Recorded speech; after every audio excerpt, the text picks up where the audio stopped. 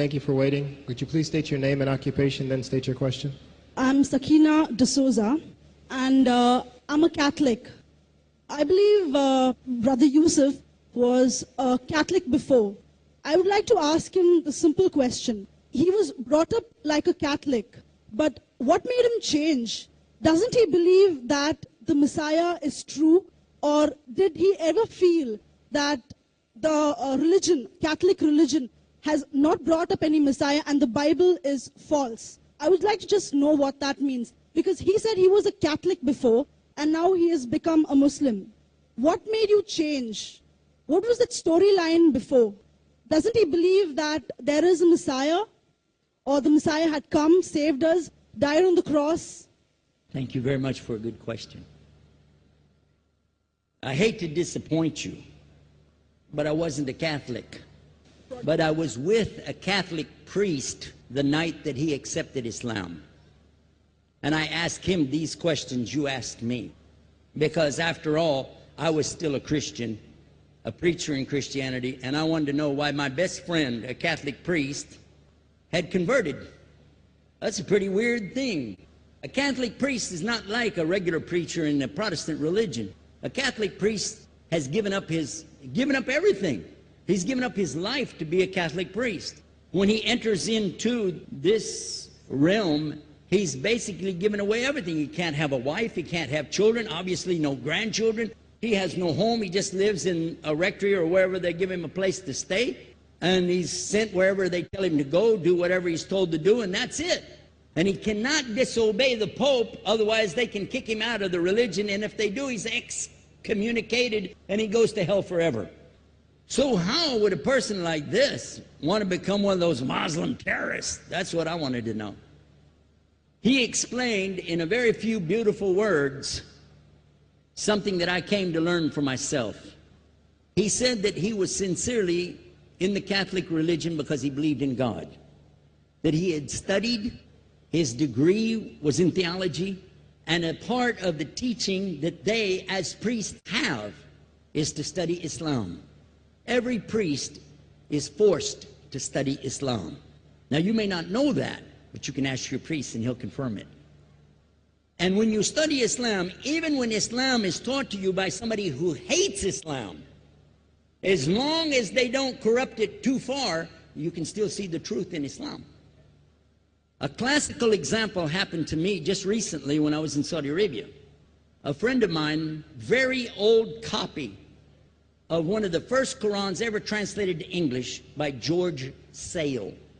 George Sale hated Islam, he hated the Muslims, but when he translated the Quran to English, he was true to the text of the words. Although maybe not getting all the meaning, he certainly was true to the text of the words. I was shocked when I read it. Have you seen it?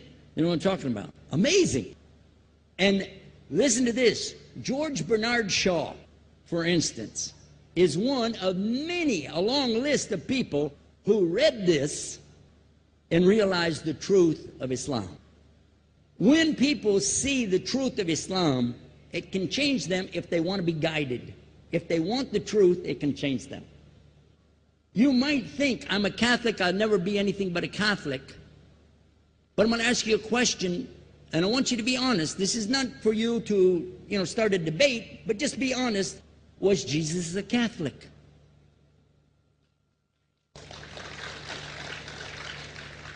And it's not open to debate, so there's no point in opening that up, because you know and I know he wasn't. The Catholic Church was in business about 300 years before Jesus was born. It's on their website. Don't go like this. It's on their website. That's where I took it from. The Catholic Church was really started in Rome by Alexander the Great. Do you know what the word Catholic means? It means universal. It was the universal church for the Roman Empire. If you didn't join it, you could not be a Roman citizen. And it was opposed to the teachings of Judaism and opposed to the teachings of the early Christians for more than 200 and some years. And they were diametrically opposed to each other to the extent that it was the Romans killing the early Christians. Now, if you understand that, and you go to their website and read, they didn't even take over Christianity until the year 325 AD. And when they did, they changed a lot of things, again, referring to their own website. But if you want to check it in Britannica or Americana or grow your encyclopedias, go ahead and read about the Catholic Church. When, in August of 325 AD, at the Nicaea Council, they took over, first thing they said was, let's change the date of the birth of Jesus to be the same date as that of Mithras, which was the god, one of the gods worshipped there, and also the sun god's birthday was the same day, December the 25th, believing it to be the shortest day of the year. And Constantine was a sun worshiper of Sol Invictus. Go to the website, read it for yourself. There are a lot of points, but not the least of which, even today, if you go in any Catholic church, and I have, you'll see so many portraits and statues and idols and images throughout the whole place, that for the one who's never experienced that, for a Muslim who knows about these images, he'll be like, whoa, a'udhu billah. Whoa, what's this? The first time I walked in a Catholic church, I was about 10 years old. I was shocked. I was shocked at the idols and statues everywhere, because in the Protestant religion, we were brought up to believe that the second commandment was just as important as the first commandment. The first commandment in the Bible, in Exodus, is the same as the first commandment in the book of Deuteronomy. It says, I'm the Lord your God that brought you out of the land of Egypt in the house of bondage. You know no other God beside me. Beside me there's no other gods. Thou shalt not have any other gods beside me. How many in this room agree with that commandment? Raise your hand. You notice the Muslims are raising their hand, because it means Ashhadu la ilaha illallah. That's the first commandment for us as well. The second commandment you have clearly says, thou shalt not make any idol, any graven image of anything that creeps upon the earth, swims in the sea beneath, or flies in the air above. And I was sitting in a church one time, sitting there in the morning service, watching, the preacher talk, and, they go on and on and on, and sometimes you lose your train of thought. I was looking. Whoa! On the front of the podium, there was a fish. A fish. For the symbol, make you fishers of men. It had a fish. I said, whoa. Then I looked up above his head at the big stained glass window, and it had a dove. And he had the olive branch in his mouth. The dove is flying, the bird, I said, whoa. And then I look over here, and there's a cross with a man hanging on it. And I said, wow, they didn't miss a single one.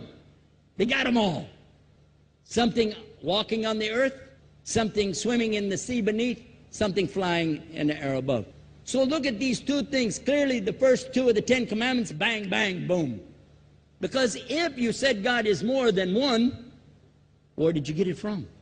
When Jesus is talking to his own companions and they ask him, what's the greatest commandment? Mark 12:29. Clear. The greatest commandment is to know, O Israel, the Lord your God is one God. And you have to love him with all your heart and all your mind and all your strength. And this is no different from what Prophet Muhammad ﷺ was saying, the same thing to his people. Same thing I mentioned in the lecture. This is certainly for us the same. So what you see is Muslims practicing the commandments, and you see people claiming the commandments but practicing something else.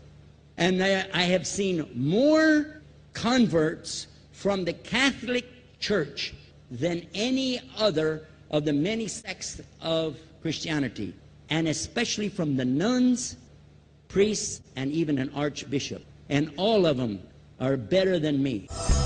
Those guys and women that I see do this, they still sacrifice their whole life to get the true message of Islam, not only to you, but to Muslims as well, because we all need to know about it. But thanks for a great question.